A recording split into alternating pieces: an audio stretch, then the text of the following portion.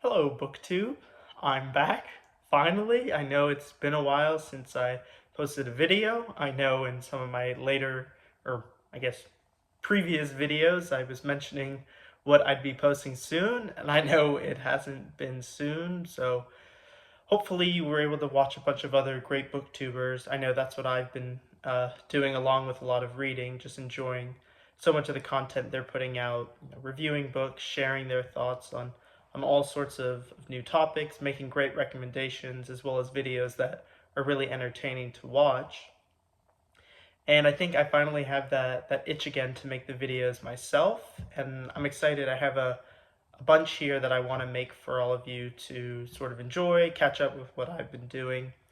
And the first one is going to be on sort of June book events, as well as just overall summer book events that I've seen people talking about, mentioning, that I kind of wanted to um, get involved with. And the first one is June on the Range. June on the Range being a book event dedicated to reading Westerns, um, which I know, for instance, Kevin Toll loves, and he would probably hate to hear that I haven't read any Westerns. But I changed that, read my first one maybe a week or two ago.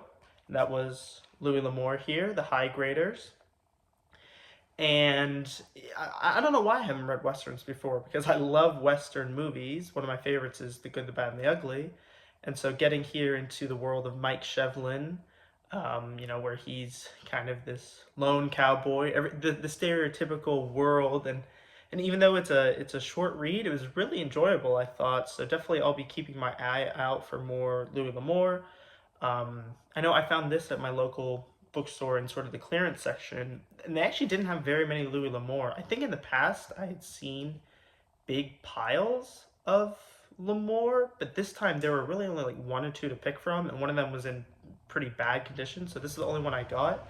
But they also had a lot of Zane Grey, which I think is another one of sort of the staple Western authors. So maybe I'll go for him next time. Keep going with Louis L'Amour. This one was nice because it's not part of a series. Um, Especially because, if I can't find the first one, then you have to kind of worry, like, okay, do I just jump in the middle? Some series it's fine to do that. The next one I'm going to talk about here kind of fits, but really enjoyed this. It's about Mike Shevlin kind of taking on two sides of the city, the ranchers versus the miners that are really more gold. They're sort of a pirating gold and trying to make a big profit off it, and he's the middleman, but still nobody likes him. Just a really good story. Got lots of sort of shootouts, the sort of mystery relating to the world in the West. But like I said, really enjoyed it. So going to be keeping my eye out for more Westerns. Even beyond June on the Range, I'll probably keep reading them. Like I said, being sort of this short one was nice. You can kind of just pick it up in a sitting or two and get through it. But really like this one. Then the next book event that I've been seeing a lot of people talk about is BookTrek. And BookTrek is dedicated to all things Star Trek, reading books about Star Trek. And I don't know anything about Star Trek. My knowledge ends at Captain Kirk, Spock, and the Enterprise, and the fact that they wear different color shirts. I don't even know what colors the people wear, or going in, I guess I didn't know what colors the people wore, so I was a bit worried going in, didn't want to just jump into the middle of one of their adventures. Do I need to know, backstory? And so I was really trying to find I'll say standalone novel, and I was pleasantly surprised. Unlike the Louis L'Amour, there were a ton of Star Trek books to pick from. They had, I think, what looked like the TV series in books. There were like 1, 2, 3. There was a whole listing of them, and then there were a bunch of, I think, books that came afterwards. I was trying to go through a big, I don't know if it was Wikipedia or some Star Trek fan page that sort of labels out, all the published books. It seemed like there were 100, 200 of these books out there, but the one I settled on was this one here, Pawns and Symbols by Magus Larson. And I kind of liked it because it has this chessboard on the back, and that's what the little description talked about, Captain Kirk in a chess game with the Klingons. Except Captain Kirk's barely in this thing. It's really focused more on this woman from the Enterprise, Jean Sersney, um, and she's sort of rescued is a word I guess we could use by the Klingons. She's a um, sort of a researcher on this sort of peace neutral planet where they're trying to do some environmental research for a new grain, like a new. Think of it like wheat, maybe to help feed people, I guess, in space. That is very high in protein and resistant and all these things. But she gets sort of rescued, and then this whole the chess match is Captain Kirk trying to get her back, and then the Klingons are, maybe playing this secret game. But at the same time, she starts falling in love.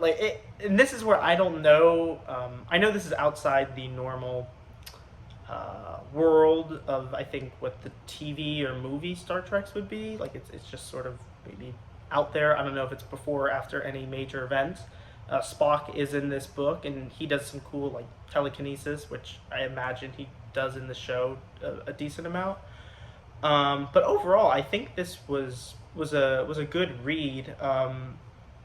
I guess I wish it had more of Captain Kirk and Spock in it. Like I said, it was focused mostly on this Jean lady and sort of the world of the Klingons. They went to a few different of their planets. But at the same time, maybe that's a good thing to try and ground myself with what is out there in the Star Trek world. I guess the Enterprise is only so big, and maybe there's only so many enemies. I think Klingon is a normal like opponent. Like I said, I don't really know how it works, but I'll probably go back and maybe pick up a couple others. Maybe some of you are big Star Trek fans, and let me know. Should I read what I thought was the TV series in book form? Should I just go and try and watch the TV series, or is there a movie? Maybe some of you can let me know, because like I said, I'm not very informed. I grew up on Star Wars than Star Trek. But yeah, like I said, it was enjoyable. I think I just want to get more of the, I guess, what I consider the main people on the main Enterprise. But yeah, good one here. And then the next event, and really the third one here for this video, is the Summer of Sport. And if you saw some of my, I guess it would have been early Booktube videos, you'll know that one of the books that really got me back into reading was called The Baseball 100 by Joe Posnanski. This book where he has basically 100 excerpts on baseball players, essentially like a ranking to a certain degree. And I really liked his writing. He's been a journalist, sports journalist, for a really long time through Kansas City, I think Sports Illustrated, big sport journalism spaces. And that sort of, got me back into reading all sorts of books, but sports books in general have always been intriguing to me, and that's something that Summer of Sport is supposed to focus on, reading books relating to sport, because I know a lot of people maybe gloss over it thinking, just standard fiction or history or things like that, but, especially for me reading, I've read some books, on Formula One racing as well, and there's lots on baseball out there that I've read, and for instance, one that I want to read here is Joe Posnanski's book that came afterwards, This Is Why We Love Baseball. And I still haven't read this. I got it, I think, right after I finished the Baseball 100, and just never got around to reading it. Here, as you can see, a history in 50 moments. But I think I'm just, I almost owe it to him to read the next one because of how enjoyable the first one was. But what's interesting about this is sort of 50 iconic moments in baseball, 50 moments that really stand the test of time in the sport, which I think is always nice as a modern fan to kind of get that historical perspective and get a modern reinterpretation of some of these classic moments. It's Babe Ruth or Mickey Mantle or Pedro Martinez, some of these guys that I never saw play, but maybe there's stories about them. I really, like I said, I haven't read it or even really glossed over what these 50 moments might be. So I think I'll because Summer of Sport isn't just June, I'll probably get to it maybe later this month or into July, I think. But excited to read this one. But like I said, this is focused on the big moments, whereas the next one that I have here, this is The Summer Game. This is by Roger Angel or Angle. And this is one I found in the clearance section. And Roger here, he was I believe, like the sports columnist for the New Yorker magazine in, I want to say, the 50s, 60s, if I remember correctly. I'm not sure when this book actually came out. This was first published in 1972. I guess this version, but it's copyrighted through the 60s. So I think he was writing for the New Yorker in the 60s. And I started this one actually. But what's interesting about this, compared to the Poznansky book, is this doesn't focus on major moments or big names or iconic, matchups in baseball. It's almost what makes baseball, well, America's pastime, if I can say that. I'm not really sure a lot of people would agree with that anymore, just through the dominance of the NFL and how much more viewership that gets compared to baseball. But that's what I think is interesting here, is he's just presenting baseball as it is, the sort of common summer sport that everyone can sort of bond around. And as I started reading through this, for instance, he takes us to spring training. Games don't matter. Old guys are trying to stick around. A lot of retirees are just going to have a good time at the ballpark. But so far, I think his writing has been, sort of that bird's eye perspective of it, whereas Poznansky is trying to almost have you sitting next to the event, if that makes sense. Even though here, Engel's giving us, the conversations behind him of how the fans are almost jockeying the guys on the field and things like that. But excited to read this one too. I think it'll be an interesting contrast compared to what Poznansky writes about in the big moments, here in the sort of mundane, everyday writing that comes along with baseball. Not sure if he focuses just on New York clubs as he's writing for the New Yorker.